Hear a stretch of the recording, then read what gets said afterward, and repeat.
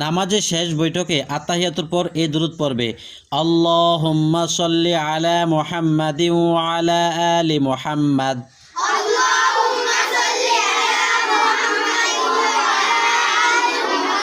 কামা সাল্লাইতা আলা ইব্রাহিমা ওয়া আলা আলি ইব্রাহিমা ইন্নাকা হামিদুম মাজিদ।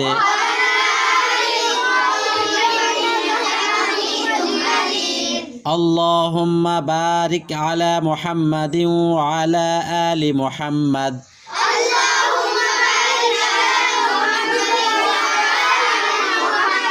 كما باركت على إبراهيم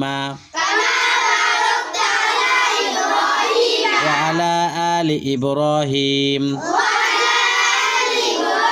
إنك حميد مجيد।